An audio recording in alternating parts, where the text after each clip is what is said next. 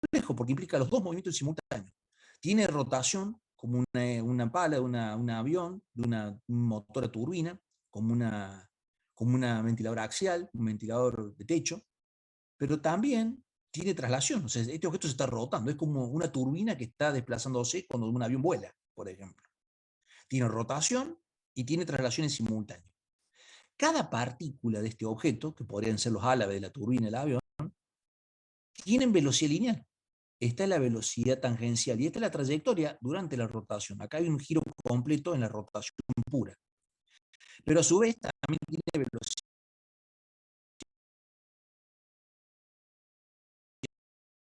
velocidad de una partícula, la partícula m sub i, que le llamamos iésima, que tiene una posición en ese instante de tiempo.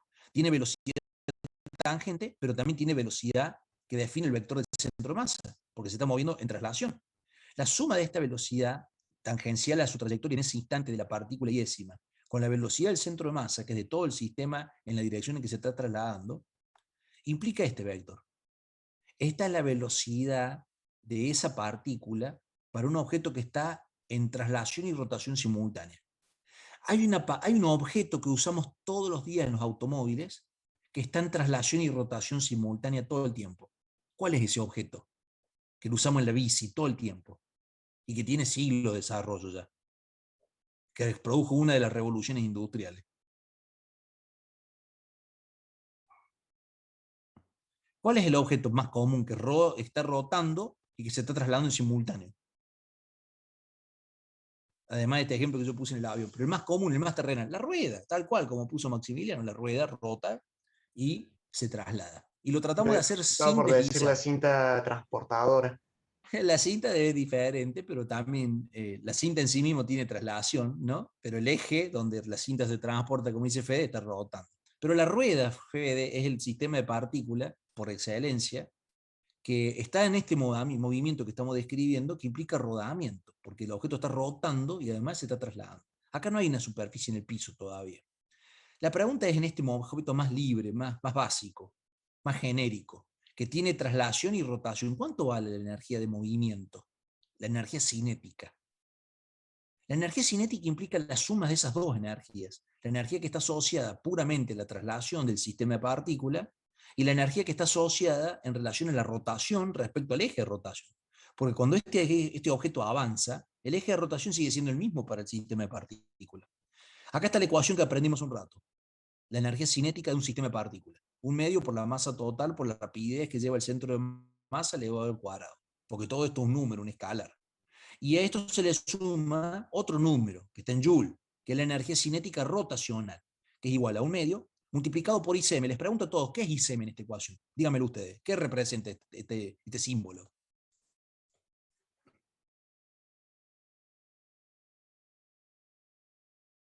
¿Qué es ICM en esa ecuación? A ver el chat. El momento de inercia, muy bien. El momento de inercia, como dice Santino, como dijo Jorge, muy bien. Nati dice el centro de masa. Es el momento de inercia, Nati, a través para un eje que pasa por el centro de masa. Ahí es el momento de inercia. Es la resistencia que tiene ese objeto cambiando su estado de movimiento cuando está rotando. El momento de inercia es lo que es equivalente a la masa cuando el objeto rota. Cuando un objeto se traslada, hay que trabajar con la masa total. Cuando un objeto rota, hay que trabajar con el momento de inercia. En vez de usar la masa, hay que usar el momento de inercia, que es la masa y la posición. La masa y la posición cuadrática en la sumatoria, en la integral. Bueno, y aquí hay velocidad lineal del centro de masa. Cuando un objeto rota, todas las partículas, si es un sólido rígido, lo hacen con la misma velocidad angular. Así que acá está la rapidez angular cuadrática, porque esto es un escalar lo que tenemos acá. Lo que estamos sacando es un número escalar, que es la energía. Así que la energía cinética de este objeto es la sumatoria de la energía cinética traslacional del sistema de partículas, calculando el centro de masa, y esta es la energía cinética rotacional del sistema de partículas alrededor de un eje de rotación que pasa por el punto que se llama centro de masa, que hemos calculado. Energía cinética traslacional del sistema de partículas calculada a partir del centro de masa, energía cinética rotacional del sistema de partículas alrededor de un eje que pasa por el centro de masa. Eso es lo que está escrito acá. En esta ecuación está escrito lo que les acabo de decir, que está escrito en el texto para que lo piensen varias veces que les deje. La velocidad instantánea de cualquier partícula de un objeto que está rotando es la suma de la energía, de la velocidad, esto es vectorial, ¿no? De la velocidad del centro de masa, que caracteriza todo el sistema de partículas en traslación, más la velocidad prima. Esta velocidad prima de la partícula es la velocidad tangente a la trayectoria, velocidad lineal, ¿no? Tangente a la trayectoria en un instante determinado durante la rotación. Es la velocidad lineal instantánea de esa partícula, en un instante determinado. Si yo sumo este vector más este otro, obtengo el vector de velocidad cuando la partícula rota y se traslada en simultáneo. ¿Sí? Se interpreta esta ecuación algebraica escalar y esta ecuación vectorial, algebraica vectorial, de velocidad y de energía cinética, ¿sí o no? Cuéntenme. Vamos a hacer unas preguntas para ver si se entendió. Me dicen sí a alguno, pero vamos a ver ahora. ¿Sí o no? ¿Cómo están? Yo me tuve que levantar en medio de la clase, profe, para ir al baño, así que No ya te haga ando todo. problema, esas cosas pasan, es así. Bueno, no entendí muy bien la parte vectorial, me dice Axel, bien. Y el otro, ¿puede explicarlo? Por supuesto, para eso es la clase. Para eso es la clase. Y Fede se había ido al baño, también lo vamos a repasar. Bien, recuerden, la energía cinética es una, como toda energía, es una cantidad escalar. La energía cinética es energía de movimiento. La energía cinética, un objeto que está rotando respecto a un eje de rotación y se está trasladando, es la suma de esas dos energías. El primer término en el segundo miembro es la energía cinética de traslación de todo este objeto que está marcado en gris. Para calcular esa energía de movimiento hay que calcular primero el centro de masa de este objeto. Una vez que está definido el centro de masa, hay que calcular la masa total del objeto. Ya tenemos la masa total y el centro de masa. Cuando tenemos calculado el centro de masa, hay que calcular la velocidad con que se mueve el centro de masa. Así que cuando tenemos la velocidad, que es el cambio de posición del centro de masa en el tiempo, tenemos estos términos. Con esos términos ya se puede calcular la energía cinética en la traslación. Siempre es un medio multiplicado por la masa total del sistema de partículas, por la velocidad con que se mueve el centro de masa. Pero en vez de usar el vector, aquí hay que usar el módulo del vector, que es el escalar, que se llama rapidez. En la ecuación de energía se usa la rapidez. O sea, el módulo del vector de velocidad. Porque la energía cinética, la energía, es una cantidad escalar. Bueno, y de la misma forma, este objeto que está rotando tiene energía de movimiento, pero ahora en la rotación. Así que hay que trabajar. El factor es un medio, porque esta ecuación surge de la energía cinética translacional, reemplazándola a la velocidad angular. Y en vez de trabajar con la masa total, cuando hicimos el cálculo de la energía cinética rotacional, lo que está en juego es el momento de inercia, que es cómo está ubicada la masa alrededor del eje de rotación. Que recién Mariano preguntó, mientras más lejos está la masa, mayor es el momento de inercia. Sí, entonces ICM es el momento de inercia para este objeto que tiene geometría irregular alrededor de este eje. No puedo usar ninguna de estas fórmulas que está acá, porque estas fórmulas que están acá son para la geometría de estos objetos. Yo les pregunto, el objeto que está en recién en la diapositiva que estamos viendo, ¿se asemeja con algunos de estos otros que tienen fórmulas conocidas? ¿O va a haber que aplicar esta fórmula, esta expresión general? ¿Qué opinan? ¿Es alguno de estos objetos que tenemos aquí el que estábamos trabajando? ¿O hay que hacer la ecuación y calcularlo con todas las partículas que tiene ese objeto? Y hay que hacer lo último que usted dijo, de Hay que calcularle todas las calcular. partículas, porque no, el último objeto que estuvimos viendo no se asemeja en Claro, ninguna forma con estos ejemplos. El profe le puso acá 9 objetos, pero hay muchos más. Y hay objetos que son muy irregulares, o sea que no hay una tabla, hay que calcularlo. Yo les pregunto, ¿ese objeto que estamos viendo tiene masa continua, masa discreta, finita o masa infinita? Este objeto, ¿qué opina? Este objeto que está acá, ¿tiene masa infinita o masa finita? Vamos dividiéndolo. ¿Cuántas partículas vamos a obtener de este objeto? Bueno, si ustedes dividen el objeto en un... Finita, profe, porque si fuese infinita, ahí ya directamente lo único infinito que se podría considerar y siendo discutible ya sería todo el universo en conjunto. No, yo difiero con lo que decís vos, porque si yo tengo un objeto y lo divido, y llego a una escala subatómica y no me alcanza la tecnología para poder dividir las partículas elementales como un anion o un quark, el problema no es del objeto, el problema es que yo no tengo la tecnología para poder seguir dividiéndolo. Y en la verdad, al 2021, nosotros cuando colisionamos partículas básicas, hemos obtenido cada vez más partículas debido a que las colisiones son con mayor energía. Esas colisiones que hacemos que producen la división de esas partículas, cada vez aparecen más partículas cuando las colisionamos con más energía. O sea que no me atrevo a asegurar que ese objeto tiene más partículas de las que yo cuento. Yo cuento las que puedo medir y observar. O sea que es un problemita, porque muchos me dicen, sí, usamos una ecuación finita. Sí, bueno, yo les pregunto de vuelta. Yo tengo un objeto que tiene 1.000.000 de partículas, entonces uso esta ecuación. Tengo un objeto que tiene 100 millones de partículas, uso esta ecuación. Pero si yo trabajo una escala cada vez más pequeña, no voy a llegar a un valor final de partículas. Voy a llegar al valor final que yo cuento, lo cual no me asegura que esté ese objeto formado por más partículas. ¿Me entienden? Cuando colisionamos partículas, a medida que lo hacemos con más energía, dividimos más partículas hasta el día de hoy. Entonces la ciencia no te puede asegurar cuál es el límite final todavía de las partículas. Hay muchas teorías que dicen de qué partículas están hechas los aniones, de qué partículas están hechos los quarks en la mecánica cuántica, que son las partículas que forman los protones y los neutrones que hemos discutido muchas veces en clase.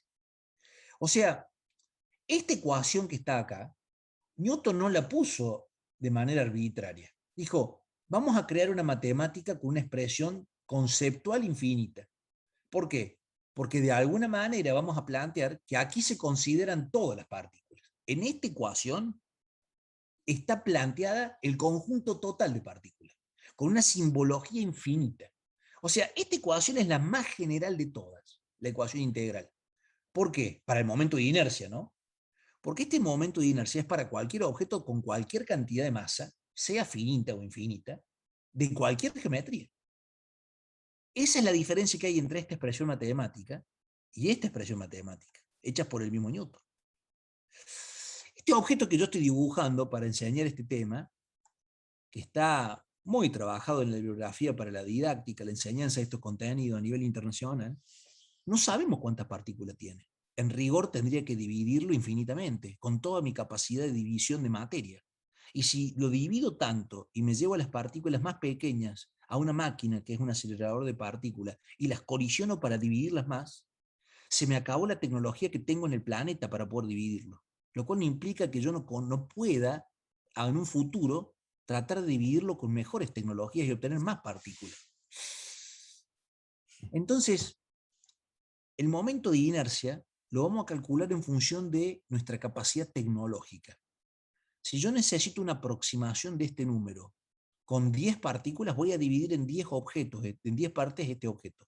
Si yo quiero un cálculo más preciso del momento de inercia, lo voy a dividir en 1.000.000 de partículas. Y con 1.000.000 de partículas voy a usar esta fórmula, que es la fórmula finita, esta expresión. Porque he dividido el objeto en 1.000.000 de partículas. Fede, ¿me seguís lo que estoy planteando? ¿Sí o no? ¿Y el resto? Sí, profe, es como que Ahora, directamente podríamos decirse que consideramos como finito el límite de las herramientas y la tecnología que se dispone en el momento, muy cuando en bueno, porque realidad es, lo que vos estás diciendo, Fede, ahora es que nosotros físicamente estamos comprendiendo lo mismo que decimos matemáticamente cuando decimos entre el número 3 y el número 4 hay infinitos números. Y nadie pone discusión, todo el mundo lo interpreta, porque uno puede poner todas las cantidades decimales que quiera. Bueno, ahora físicamente en un objeto, todos nos damos cuenta que la división de partículas es un problema tecnológico para nosotros.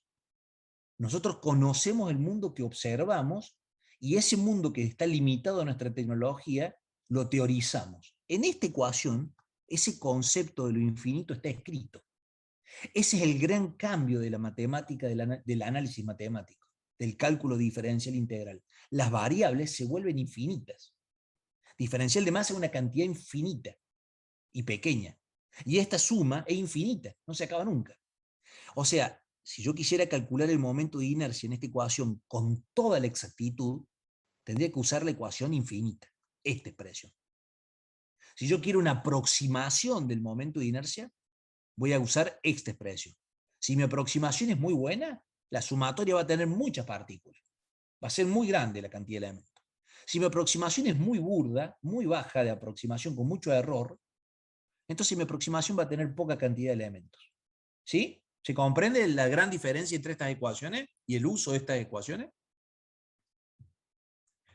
Porque ¿de qué sirve escribir una ecuación si no entendemos lo que significa la ecuación? Acá va a ser un problema, porque yo estoy hablando de un modelo matemático y si no entendemos lo que es una integral, conceptualmente no vamos a entender lo que estamos haciendo. Es importantísimo que veamos que este cálculo, el momento de inercia, que es la distribución de masa de este objeto alrededor del eje, se la puede calcular de una manera aproximada, con poca cantidad de partículas, 10, 20, con una cantidad tremenda de partículas en un cálculo complejo pero finito, con una cantidad determinada de partículas, o en un cálculo teórico aproximando la masa a elementos infinitamente pequeños. Tres métodos matemáticos tienen, si quieren. Uno de una aproximación baja, finita, una de una aproximación alta, finita, y un cálculo que les dejó Newton y Levin para resolverlo de manera infinita. ¿Sí? ¿Se entiende esa gran diferencia? Sí, profe. Quedó más Bueno, claro, profe. mejor. Y la velocidad la velocidad es una magnitud vectorial. Cuando tenemos un sólido rígido en traslación y rotación, cada partícula tiene una componente de rotación.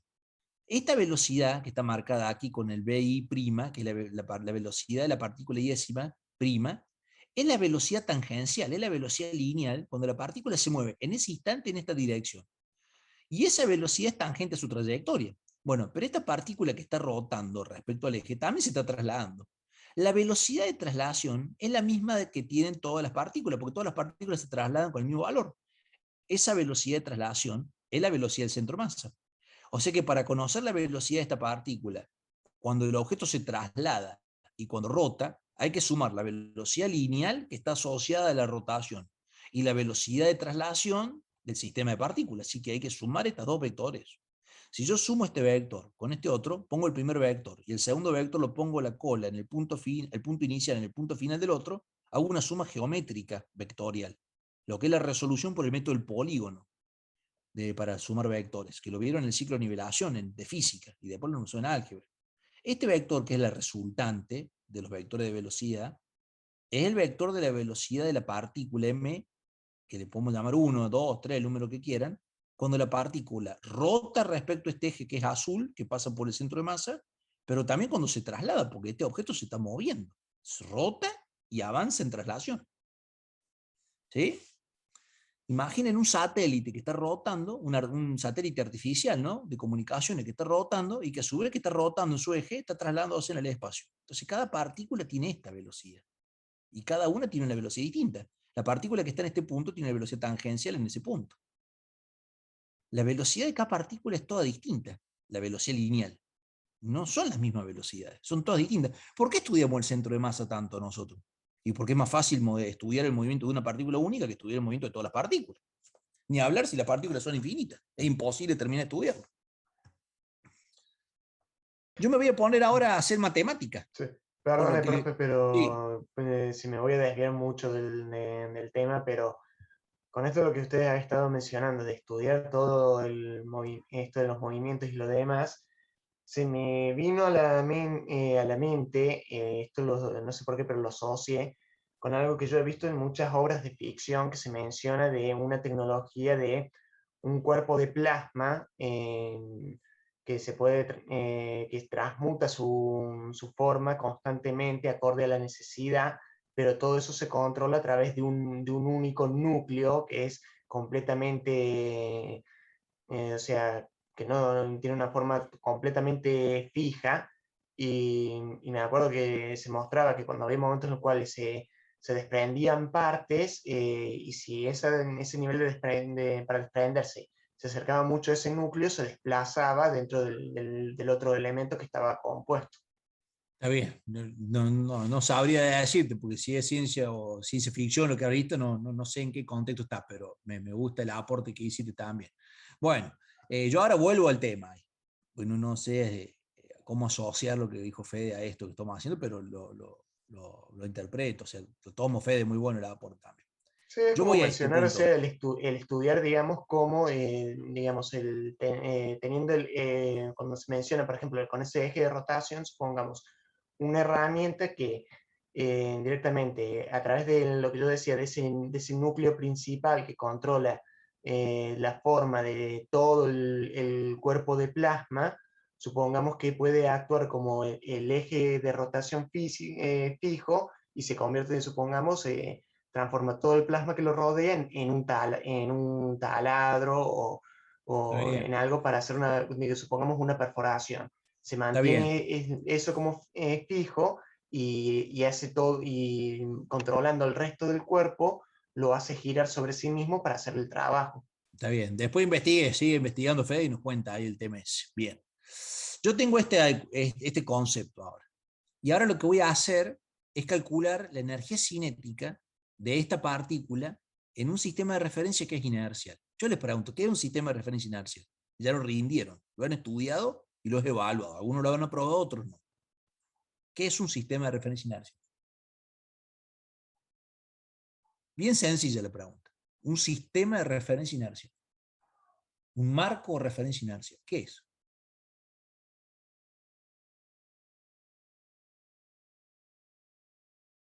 ¿Nadie puede responder qué es un sistema de referencia inercial? ¿Nadie?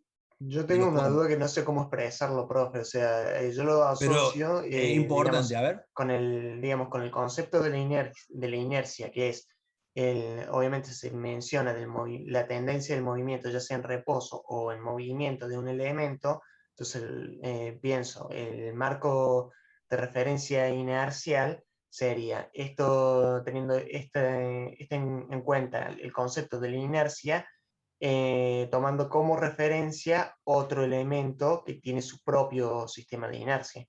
Tiene que ver, pero no sería todo eso. Dice, a ver, Santino, un marco de referencia que respecto a un objeto está sin movimiento o con velocidad constante. Es así. Esa es lo que el ser humano, la humanidad, nuestra civilización entiende por sistema de referencia inercial, que lo plantearon muchos científicos y a lo que nosotros le llamamos a esto. El sistema de referencia inercial es un sistema de coordenadas, desde el cual se toman posiciones de los objetos, que lo vimos en la unidad número 3, para que lo quiera repasar, el momento relativo, donde ese sistema de referencia está o estático, detenido, o se está moviendo con velocidad constante, y cuando digo velocidad constante lo digo en módulo, dirección y sentido. O sea, es un sistema para tomar posiciones de otro objeto que no está acelerado. A eso le llamamos sistema de referencia inercial. Desde cualquier otro sistema que utilicemos para medir la posición de un objeto cualquiera que esté acelerado, no es un sistema de referencia inercial, es un sistema de referencia no inercial. Yo voy a calcular para este objeto que se está moviendo y que tiene traslación y rotación, voy a hacer un cálculo de la energía cinética, como dice Santino, usando un sistema de referencia inercial. La energía cinética de todas las partículas de este objeto, en un marco de referencia inercial, es un medio por la masa de todas las partículas por la rapidez que mide ese sistema de referencia inercial elevado al cuadrado. Y por esta ecuación se puede resolver de la siguiente fórmula. Cuando uno escribe un término elevado al cuadrado, lo que está haciendo es multiplicar ese término por sí mismo. O sea que aquí, como esto es un escalar, lo que está escrito es la rapidez, y la velocidad es un vector. ¿Qué producto hay que hacer entre un vector y sí mismo para que el resultado sea un escalar? Les pregunto. Esto es una pregunta de álgebra. A ver si ustedes me interpretan el álgebra. ¿Qué producto vectorial da como resultado un escalar? Un producto entre dos vectores. El producto escalar, como dice Martín, que le dice el producto punto. Por eso este símbolo es un producto punto, que es un por que está a la mitad de la altura de las dos variables. Este es el producto escalar de dos vectores, que da como resultado un escalar. Así que este escalar se obtuvo por el producto escalar, el producto punto entre la velocidad de la partícula, cualquiera puede ser la partícula del objeto, y sí misma. Así que ahora esta ecuación la vamos a sustituir. Y el producto escalar se va a reemplazar, acá está el producto punto, el producto escalar, pero la velocidad de cada partícula es la suma de la velocidad tangencia, la velocidad del centro de masa más la velocidad instantánea de cada partícula tangente a su trayectoria. Así que lo que hemos hecho algebraicamente es solamente reemplazarlo ahí. Esta es la primera velocidad y esta es la velocidad en sí misma. Se están multiplicando escalarmente para dar la rapidez que implica la energía cinética, esta rapidez. Así que lo que vamos a hacer ahora es desarrollarlo. Este producto tiene una resolución algebraica muy sencilla. Se puede hacer como, esto es una suma de un producto escalar, así que se puede aplicar la propiedad de la suma de los productos escalares, que implica el doble producto de la primera variable, mejor dicho, el cuadrado de la primera variable que está escrita como un producto punto, más el doble producto de la primera variable por la segunda a través de un producto punto, esto es una propiedad del producto escalar a la adición, más el producto punto de la segunda variable. Esto que está escrito acá es una propiedad del álgebra. ¿Mm?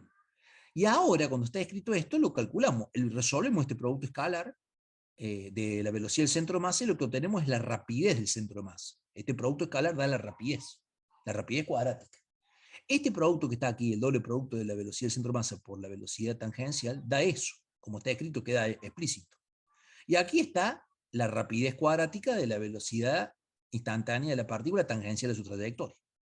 Ahora, una vez que hacemos este artilugio matemático, esta técnica de aplicar álgebra, para eso están estudiando álgebra, para poder aplicarla en física, por ejemplo, la energía cinética total es la sumatoria de la energía cinética de todas las partículas. Acá está la masa, un medio, la masa de cada partícula, y esta es la velocidad de cada partícula. Y hay que trabajarlo partícula por partícula. Entonces nosotros vamos a aplicar esta energía dividida en 3 términos. La sumatoria se va a hacer para un medio, para la masa de todas las partículas, y vamos a considerar esto, la velocidad del centro de masa. Después podemos hacer la sumatoria, para calcular la energía cinética total, de la masa, miren que acá hay un 2, este 2 del numerador con este 2 del denominador se va a cancelar. Va a quedar la masa de todas las partículas, y va a quedar esto, el producto de la velocidad del centro de masa, producto escalar con la velocidad tangencial de cada partícula. O sea que hay que ver escrito este segundo término en el segundo miembro. Y cuando se hace la sumatoria de la energía cinética para todas estas partículas, queda esto, la sumatoria de un medio de la masa de todas las partículas por la rapidez tangencial de la partícula en el instante que hace la rotación elevado al cuadrado. Bien, los dos primeros términos tienen factores comunes. Acá se pueden trabajar los factores, porque está la velocidad del centro masa, está la velocidad del centro masa. Así que se pueden sacar factores comunes todavía. Se los dejo escrito de este lado. Queda un medio, la sumatoria de la masa, la velocidad del centro masa. Hemos sacado factor común. Aquí, miren cómo sacamos factor común. Me vuelvo acá. Queda la velocidad del centro masa. Esta ecuación está reescrita. La he reescrito para poder verla. Está la sumatoria de la masa por el producto. Hemos sacado factor común un medio. Porque aquí estaba un medio, que ya estaba afuera, que es este término. Esto queda tal cual está. Y este un medio está escrito aquí al final. O sea, la ecuación está reescrita ahora. Bueno, ahora viene lo interesante. Lo dejé así escrito para ustedes, para que lo puedan estudiar. Es como un binomio, como dice Mariano, ese cuadrado, porque es un cuadrado de un producto escalar. Es un cuadrado del álgebra lineal. Es como una recompensa lo que hemos obtenido al hacer ahora. ¿Qué es este primer término? Se lo dejé en violeta. La sumatoria de las masas y décimas. Es la masa total, esto que está entre paréntesis y M mayúscula. Yo les pregunto a todos, un medio de la masa total por la velocidad del centro de masa elevado al cuadrado, ¿qué energía cinética es esta que está acá?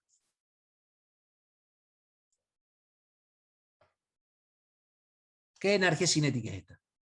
A todos les pregunto, los 44 que están en clase. ¿Qué energía cinética es un medio multiplicado por la masa total por la rapidez del centro de masa elevado al cuadrado? Recién la acabamos de plantear en la clase pasada y la acabamos de repasar hoy. Es la energía cinética traslacional, con seguridad, sin signo de pregunta, Mario, con seguridad. Esta es la energía cinética traslacional, como dice Martín. Bueno, el segundo término es interesante, porque considera la velocidad del centro de masa, que es una velocidad relativa al centro de masa. Y el centro de masa está en movimiento. Así que este producto es un producto de escalar entre un vector y sí mismo. El ángulo formado entre estos vectores hace que el producto se cancele. Este producto es cero, porque los ángulos son paralelos. ¿O no? Les pregunto, ¿son paralelos estos vectores o no son paralelos? ¿O forman 90 grados? El producto escalar, ¿qué ángulo tiene? La fórmula del producto escalar, díganmelo. El módulo del primer vector por el módulo del segundo vector por producto escalar. Módulo del primer vector por el módulo del segundo vector por el coseno. Mira el ángulo que tiene, Santino, la velocidad tangencial y la velocidad del centro de masa. Cuando un objeto rota y se traslada. ¿Qué ángulo hay entre este vector BI' y el vector del centro de masa? ¿Qué ángulo ahí se ve? Siempre va a haber. Uno es tangente, otro es perpendicular en la trayectoria. ¿Qué ángulo hay? 90 grados. Coseno 90 grados, ¿cuánto vale? Coseno 90 grados. 0. Por eso se hace 0. Porque este vector que está aquí, está planteado aquí, es un vector que está a 90 grados de este otro. Así que este producto es 0. Todo este término se cancela. Y el último término es la sumatoria de las energías, de las masas, en función de una velocidad que es tangente a la trayectoria. Esta velocidad es tangencial. Esta velocidad, esta rapidez, está asociada a la velocidad que tiene que ver con la rotación. Así que le dejé, es la suma de la energía cinética de las partículas calculada a partir de la rapidez con que se mueve el centro de masa. Esta energía es la energía cinética alrededor del centro. Esta que está aquí es una energía que está vinculada alrededor del centro de rotación. Bueno, ahora vamos a seguir los mismos pasos que nos llevaron a esta ecuación de energía rotacional de un cuerpo que lo estamos modelando como rígido. Y nosotros podemos escribir el último término, que tiene que ver la energía cinética, que tiene que ver con la velocidad que es tangente a la trayectoria, en vez de escribirla como está aquí, m por i, m sub i, que es la masa de cada partícula, por la velocidad tangencial al cuadrado, la podemos reemplazar por este término, un medio del momento de inercia por omega cuadrado. ¿Por qué podemos hacer esto? Y porque si a la velocidad la reemplazamos por r y por omega, y r queda cuadrática y omega queda cuadrática, m por r, cuando reemplazamos b lo reemplazamos por r por omega. M por r al cuadrado es el momento de inercia en la sumatoria. Y omega es la velocidad angular cuadrática. O sea, como lo reemplazamos en el cálculo del momento de inercia, ahora directamente este término lo estamos reemplazando por esto. Y esto es interesante, porque en esta ecuación que hemos desarrollado para un objeto que está en traslación y rotación, el término del medio se canceló. El primer término, como dijeron muy bien, es la energía cinética traslacional del sistema de partículas. Y como acabamos de ver, reemplazando B por R por omega y aplicando propiedad distributiva de la potencia en función del producto y resolviendo la sumatoria, lo que obtenemos es la energía cinética rotacional del sistema de partículas respecto al eje de rotación, que es un medio del momento de inercia del centro de masa por el cuadrado de la rapidez angular. O sea, la energía cinética en este movimiento es la suma de la energía cinética traslacional más la energía cinética rotacional para el sistema de partículas. ¿Sí? Pregunta, duda, consulta de este desarrollo matemático que hemos hecho, que usa álgebra, propiedades del álgebra. Aquí, lo he resuelto bien, ya han visto los ángulos. ¿Se entendió? ¿Fede? De la parte de la física, sí, lo entendí, pero de la parte de la álgebra me voy a tener que poner a repasar todo. Muy bien, hay que repasar porque esto viene de la propiedad del álgebra. Hay que usar ahí los apuntes de álgebra, va a venir bien, pero apóyense en el desarrollo que hemos hecho. Esa idea la vamos a poner ahora en un ejemplo que también les va a venir muy bien. Vamos a ir acá. Este movimiento es el que estamos haciendo, movimiento de rodamiento, el de la rueda. La rueda que no va a deslizar. Deslizamiento quiere decir que el objeto que está rodando se bloquea, como cuando se traba el sistema de bloqueo del automóvil, y el objeto patina, se desliza. Le decimos patinar, pero el patinaje es un deporte. El fenómeno es el deslizamiento. Un objeto dejó de rodar y ahora solamente raspa contra el otro y se desliza. El sistema ABS, el automóvil, el sistema antibloqueo, lo que busca es que el sistema, la rueda, que es el sistema de partículas, no deslice jamás. Por más que la persona aplique una fuerza demasiado grande en el sistema de frenado, el sistema electrónico con los actuadores que funcionan, detectan que el usuario, el persona que está conduciendo, quiere que el objeto pierda velocidad rápidamente, se desacelere, y tiene que regular la fuerza electrónica que se aplica al sistema de frenado para que nunca se produzca deslizamiento y el objeto ruede y pierda velocidad de traslación, velocidad del centro de masa, sin deslizar. El sistema ABS del automóvil usa diferentes tecnologías para lograr eso. Una es aplicando una fuerza en contra de la que la persona le aplica al pedal. Por eso cuando una vez manejaron y aplicaron el pie con toda la fuerza en un vehículo que tiene ABS, lo que notan es que el pedal empieza a rebotar y salta sobre el pie de ustedes, con una fuerza en contra. ¿Sí? Ese fenómeno hace que el sistema nunca bloquee y siempre ruede. ¿Sí? ¿Alguien lo notó, lo vivió, lo hizo o se lo comentaron? ¿Alguien usó el sistema ABS del auto o no? Antibloqueo, sistema Desgraciadamente en mi antibloqueo. caso, profe, yo los únicos autos que he llegado a manejar han sido que no han tenido ninguno de estas tecnologías. Bueno, puede ser. ¿A partir de cuándo te puedo comentar, Fede? A partir del 2010 más o menos, todos los autos que se comercializan tienen que tener sistema ABS, todos. ¿Por qué? Porque creo que fue, sí, 2010-2012, por una norma de seguridad, se logró que las terminales fabricantes automotrices en la Argentina a todos los vehículos le tengan que agregar sistema ABS para una cuestión de seguridad, para mejorar la seguridad. Y después de otro año se está obligando a que por lo menos haya un airbag para el conductor, que es el más expuesto por la cercanía que tiene el volante contra la persona, por ejemplo, en la industria automotriz. Antes era muy, como dice Fede, muy raro y muy exclusivo de los autos de alta gama. Hoy ya es un estándar para tratar de mejorar la seguridad, el sistema ABS. En algunos vehículos el sistema ABS se puede desbloquear, en otros no. Bueno, acá tengo un objeto que es un sistema que va a estar en traslación y rotación. Vamos a salir un par de partículas. La partícula 1 está acá abajo, la partícula 2 está a la izquierda, la partícula 3 está arriba, la partícula 4 está abajo.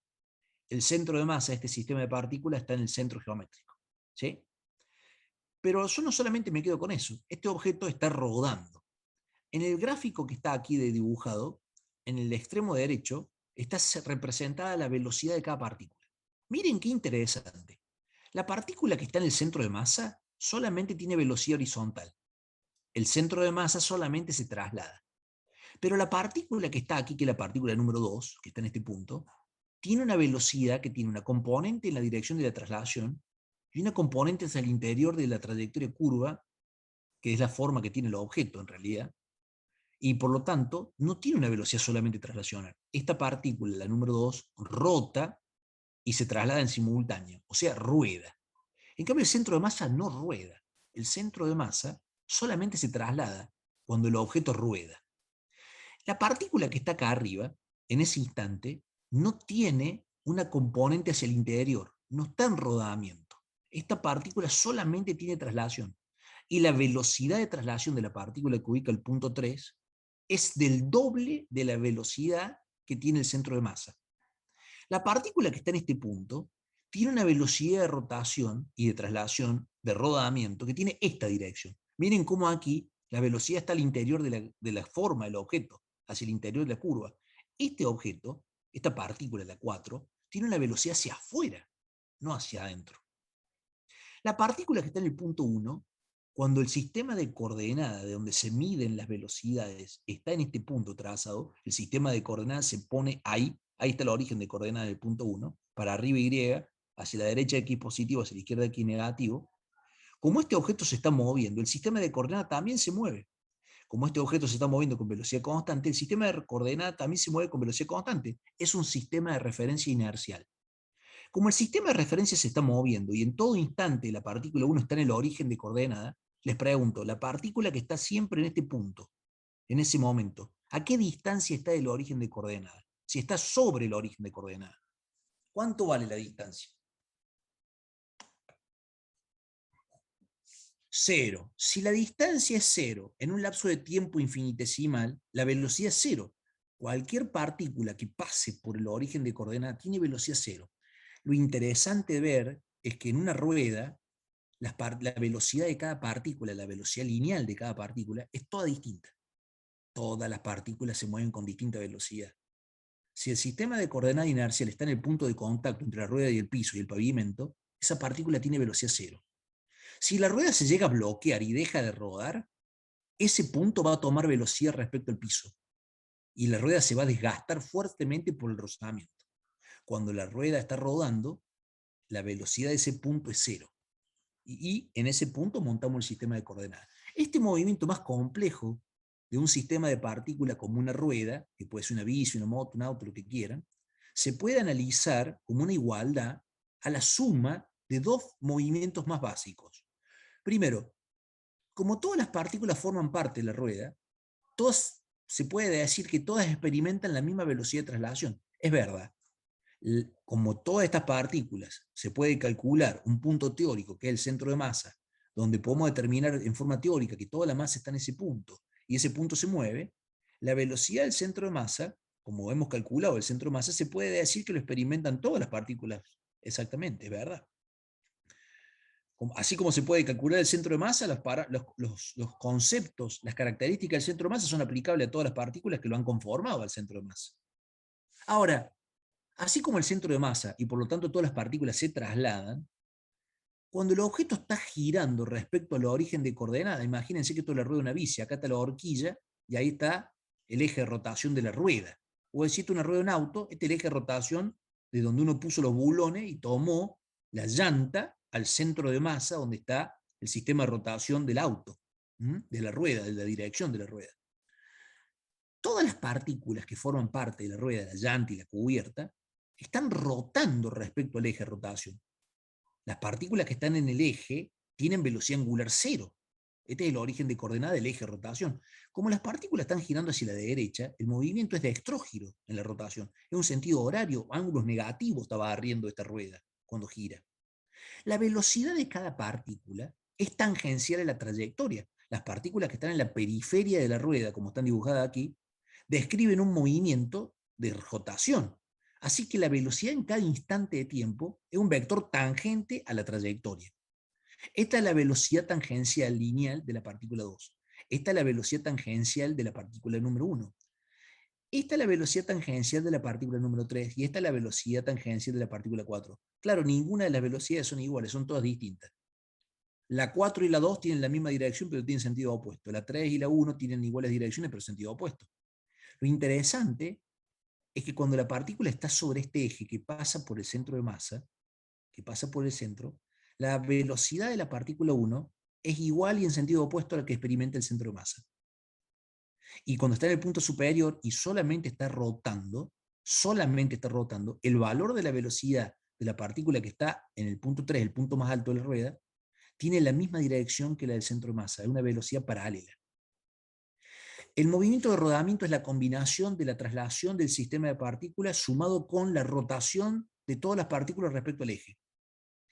La rapidez del centro de masa siempre se va a calcular para un sólido rígido como la distancia del radio. Acá toda la masa está en la periferia. Este es un objeto como un cilindro que está girando, no es un objeto masivo como yo comenté para que lo ejemplifiquen, lo piensen. Ahora estamos diciendo que esto es un cilindro, la masa está toda apilada sobre la curva naranja, así que toda la masa está a una distancia r para hacerlo más sencillo de cálculo.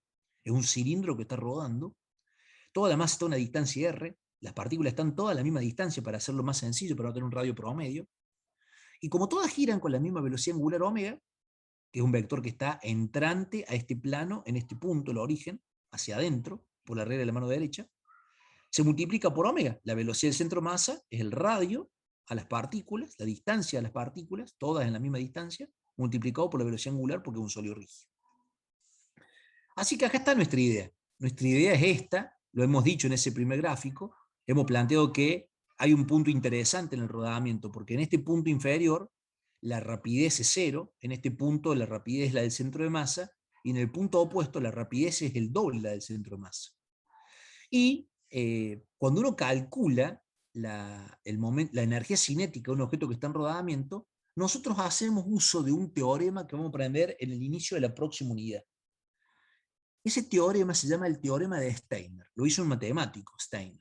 Y ese teorema se lo conoce en física también y en matemática como el teorema de los ejes paralelos.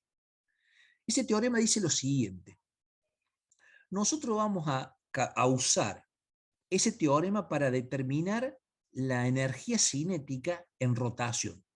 El término de la energía cinética rotacional lo vamos a usar con este teorema. Este teorema dice lo siguiente: la energía cinética para un eje que es paralelo a otro eje que estamos usando es igual, no la energía cinética, el momento de inercia. El momento de inercia para un eje que es paralelo al eje de rotación que nosotros estamos usando, que en este caso es siempre el eje de rotación que pasa por el centro de masa, es igual al momento de inercia respecto del eje que pasa por el centro de masa más esta cantidad.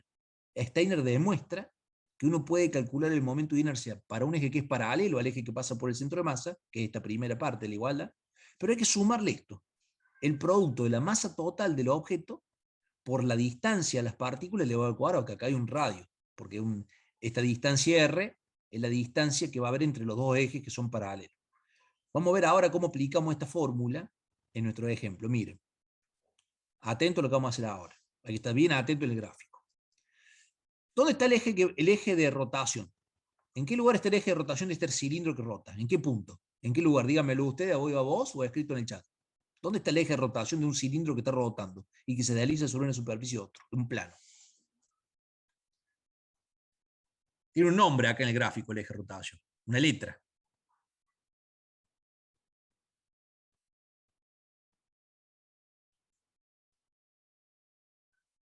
Fede, chicos, Santi. Yo estaba pensando que podría ser el punto B del centro de cada figura. No, el origen de rotación es el punto O. Este punto O es el origen de rotación. Este es el gráfico cuando se lo analiza en rotación. Rotación de la rueda en torno al centro de masa. Este es el eje de rotación. Acá están todas en traslación. Acá en este gráfico están en rotación. El rodamiento es la suma de la traslación más la rotación. Este es el eje de rotación. Imaginen que por ese punto, que siempre es el punto donde está el centro de masa, por ahí pasa un eje. Yo voy a trasladar el momento de inercia que tiene este objeto respecto a un eje que pasa por O, que es el centro de masa, lo voy a trasladar a este otro eje. ¿A qué distancia está el punto O respecto del punto que está en contacto en la superficie plana? ¿Qué distancia hay aquí? Marcada por el mouse, el cursor. R. En este ejemplo, la distancia entre el eje que pasa por el centro de masa y el eje que yo voy a usar es un eje paralelo, porque voy a poner un eje de rotación en este punto. Este punto se llama punto de contacto. Este punto es el punto de contacto de la rueda, que en este caso es un cilindro, contra el piso.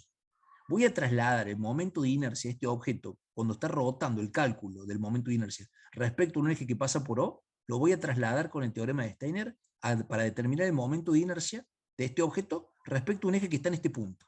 Esto es muy útil, porque si yo conozco el momento de inercia de un objeto que pasa respecto al centro de masa, con el teorema de Steiner lo puedo transportar a otro punto siempre que el eje sea paralelo al anterior. Eso es lo que está haciendo Steiner. Calcula el momento de inercia para un eje que es paralelo. Este eje que está en el punto de contacto, que es este, que es este, que es este, es un punto de contacto que es paralelo al eje que pasa por O, que es el origen de coordenada y el eje de rotación del objeto. Bien, miren acá la fórmula. El momento de inercia que pasa por el punto 1, les muestro el gráfico vuelta, el punto 1 es el punto de contacto, ese es el punto, vamos a trasladar el momento de inercia a este punto. Es un eje de rotación paralelo al eje que pasa por el centro de masa y el eje que es el eje de rotación del objeto. El momento de inercia alrededor del eje que pasa por el punto 1 es igual al momento de inercia que pasa por el centro de masa, que es el origen de coordenada, más el producto de la masa total del objeto por la distancia entre esos dos ejes, que se llama R, como dijeron ustedes, que lo escribió Martín en el chat, en la distancia es el radio, al cuadrado. Este es el teorema de Steiner. Entonces Steiner lo vamos a aplicar. Miren lo que quedó. La energía cinética de un objeto que está rodando es un medio del momento de inercia respecto al punto de contacto por la velocidad angular al cuadrado. Ese es el gran cambio que hay. Cuando un objeto está rodando, la energía cinética es un medio del momento de inercia del objeto respecto al punto de contacto por la velocidad angular al cuadrado, la rapidez angular. El momento de inercia en el punto de contacto se lo puede reemplazar por el teorema de Steiner. O sea que aquí queda aplicado en propiedad distributiva un medio por ICM, que es el momento de inercia en el centro de masa, por omega cuadrado, primer término. Y después aplicamos propiedad distributiva de un medio de omega a este término. Nos queda un medio por m por r cuadrado por omega cuadrado. Bueno, el primer término queda tal cual está. Un medio de ICM por omega cuadrado. Esta es la energía cinética traslacional. Y el segundo término, miren lo que hemos hecho. R cuadrado por omega cuadrado. ¿A qué es igual, Fede? ¿A qué es igual, Santino? R cuadrado por omega cuadrado. Esta relación, ¿a qué es igual? La distancia por la velocidad angular, ambas al cuadrado, ¿a qué es igual? Así como R por omega igual a algo, R cuadrado por omega cuadrado, ¿a qué va a ser igual? Las relaciones lineales con angular. Yo les pongo un ejemplo, ahí les pongo una ayuda a mi memoria. El profe siempre lo está ayudando porque esa es la idea, tener una guía. Me vuelvo un gráfico donde esté escrito, acá está, miren, R por omega, ¿qué es igual? A los 42 que están en clase. R por omega, ¿qué varía? ¿Qué da como resultado? La distancia multiplicada por la velocidad angular, la distancia entre las partículas, que es el radio, en un sólido rígido. ¿Qué dicen? A la velocidad, muy bien. Si R está al cuadrado y omega está al cuadrado, la velocidad del centro masa, como dice Martín, ¿cómo va a estar? R al cuadrado por omega cuadrado, ¿qué va a dar, Martín? ¿Va a dar BCM o va a dar BCM cuadrado? Al cuadrado, muy bien. Bueno, Martín ahí me apoya en eso, estoy totalmente de acuerdo. Por eso aquí en la fórmula que estamos viendo, lo que hemos hecho es que al reemplazar R por omega cuadrado por su equivalente, tenemos la velocidad, la rapidez del centro de masa elevado al cuadrado. Esta, que está escrita acá, es la energía cinética traslacional. Y esta que está escrita acá es la energía cinética rotacional. La energía de rodamiento, para un eje que pasa por el punto de contacto, es la suma de la energía cinética rotacional respecto al eje que pasa por el centro de masa, más la energía cinética traslacional del centro de masa. O sea, hemos llegado a la ecuación, usando este teorema que vamos a demostrar la clase que viene, para no cansarlos tanto en esto, para dejarlo un poco descansar, hemos llegado a este concepto que habíamos dicho. Habíamos llegado a esto. El rodamiento es la suma de dos movimientos básicos, la rotación y la traslación. Eso es lo que hemos hecho. ¿Preguntas, dudas? Hemos terminado la unidad número 7.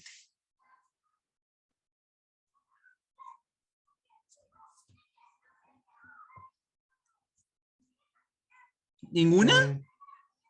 En la parte, como le dije, profe, yo desde el punto de mi caso, desde el punto de vista de la física, ninguno, pero lo que se enlaza con con otra asignatura, eso lo voy a tener que volver a repasar. Bueno, buenísimo, porque eso es muy buen una autoevaluación, saber que tenemos que repasar importante. No se los voy a dar ahora, porque sé que están con poca interacción y los veo que no están con todo el enganche, pero se los voy a dejar para que lo vayan pensando. La clase que viene vamos a empezar la unidad número 8 y le vamos a pegar fuerte la unidad número 8, los necesito bien enganchados, pero yo les vuelvo a pedir, quiero que estudien el contenido de la unidad número 8, de la unidad número 7 y de la unidad número 6. De la 6 a la 7 estudiarlo porque lo hemos planteado y discutido en clase. De la 8 una lectura de todo el documento que les he dejado. Porque yo voy a empezar la clase que viene con la demostración del teorema de Steiner que acabo de usar. La voy a plantear y la voy a demostrar matemáticamente. Luego que hagamos eso, para aplicar la demostración, vamos a calcular el momento de torsión con un objeto que es muy común, que es una llave. Esta es una llave fija a la cual le vamos a aplicar torque. Torque, torca, momento de torsión. Y después que midamos el momento de torsión, se lo vamos a aplicar a un objeto a diferentes puntos. Una vez que tengamos el momento de torsión, lo vamos a dibujar al vector de momento de torsión. El momento de torsión se va a llamar con la letra griega tau, que es la T minúscula. Es un producto vectorial, así que tienen que venir filosos con el álgebra. Lo vamos a graficar, se va a poner más interesante esto. Y va a aparecer una forma de calcular lo que se llama el momento de torsión de un objeto sólido rígido en el espacio. Y luego que tengamos el momento de torsión en la clase que viene, vamos a aplicar el momento de torsión a un objeto que esté rotando, le vamos a dar un trabajo rotacional, porque vamos a aplicar un momento de torsión, que es una fuerza que produce rotación, en un lapso de tiempo, y eso va a producir trabajo, porque el objeto se va a desplazar. Va a haber un impulso angular, va a haber un trabajo rotacional, un trabajo total, y todo lo que venimos aplicando en estas unidades lo vamos a usar la unidad que viene, la clase que viene. Vamos a calcular la potencia en la rotación, y va a haber productos de vuelta para determinar la potencia cuando un objeto está rotando. Este es un producto fundamental para cuando se produce rotación en un objeto. Vamos a hacer el ejemplo por cómo se calcula la potencia de un objeto que está rotando como un motor de un vehículo, a partir de la torca, el torque, el momento de torsión, todos los símbolos, los sinónimos que se usan para este concepto. Si vamos a determinar el momento de torsión de un motor, explosión con 200 caballos de potencia, en un cálculo. Vamos a hacer otro ejemplo para calcular la potencia a partir de otros datos, como el trabajo, el desplazamiento. Vamos a unir los parámetros cinemáticos, los dinámicos, en los sólidos, y va a aparecer esto, que les va a armar un revuelo. Se los digo antes que lo hagan. El momento angular es otro parámetro de la rotación, y es otro producto escalar, que va a meter de por medio la cantidad de movimiento lineal. Yo necesito que hagan una lectura previa para poder discutir con ustedes los conceptos, para ver por qué este parámetro, qué significa este parámetro que vamos a aprender, que tiene tres nombres: momento angular, cantidad de movimiento angular, momentum angular, como le puso Newton, que lo describimos por álgebra lineal y que también lo calculamos por ecuaciones integrodiferenciales. Tenemos ecuaciones con derivadas y con producto cruz. Miren que las ecuaciones que vamos a plantear la clase que viene tienen derivadas y productos vectoriales metidos en el medio. O sea que hay que estar seguro con repasando el álgebra y el análisis matemático. Y vamos a llegar a una fórmula de producto del momento de torsión y el momento angular. Va a haber un vínculo entre estos dos momentos. El momento de torsión, que lo van a ver en ejemplos cotidianos, como para ajustar una tuerca en un bulón o cuando ajustan un tornillo con un destornillador, van a calcularlo a partir del momento angular. Todo esto se viene en la clase que viene. Y con el momento angular vamos a hacer movimiento de trompos y de giróscopos. Así que van a aparecer dispositivos tecnológicos a partir de este cálculo. Viene la conservación del momento angular, como hay conservación del momento lineal, vamos a hacer un principio de conservación del momento angular, nos va a salir también para fluidos y para cosmología, y vamos a terminar con el movimiento de un dispositivo que se utiliza para muchas cosas, entre ellas para posicionamiento en naves, naves aeroespaciales, se utiliza para posicionamiento en barcos, se utiliza para sistemas de alarmas en motocicletas. El giróscopo es un dispositivo que se usa en los teléfonos celulares para dar el posicionamiento como parte del GPS. Hay muchas cosas que vamos a poder aplicar. La unidad que viene vamos a tener que desarrollarla en 2 clases por la cantidad de contenido, pero necesito que la vean previamente. ¿Sí? ¿Preguntas, dudas? Los dejo descansar ahora. Pero necesito que repasen 6, 7 y hagan lectura previa a la unidad número 8. ¿Sí? Sí, entendido, profe. Bueno, muy importante esto, porque no hay manera de desarrollar el momento angular, el momento de torsión, los vínculos entre estos parámetros, si ustedes no hacen un estudio de estas magnitudes que venimos trabajando. El momento de inercia hay que tenerlo bien determinado, y van a tener que poder calcular el momento de inercia por un objeto e interpretarlo. O sea, la clase que viene se basa en todo esto que hemos hecho del sistema de partículas. Y los ejemplos cotidianos le van a dar una pauta de cómo se aplica. Más la ejercitación que van a hacer de la guía de trabajo práctico le va a adornar la idea de los conceptos, ¿no? Hagan buen repaso del álgebra y del análisis matemático para estar seguros en los términos que vamos a usar. Estas operaciones, primero véanlas en el libro de la presentación que yo le dejé en la unidad número 8, ¿eh? Pero lean, estudien la 6 y la 7, lean la presentación 8 y lo que estén flojos con los conceptos de álgebra y análisis matemático a repasar de esas 2 materias, ¿sí?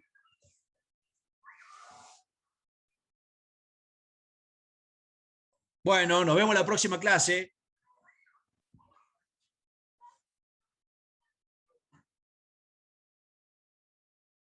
Nos vemos, profe. Chau, chau, Fede.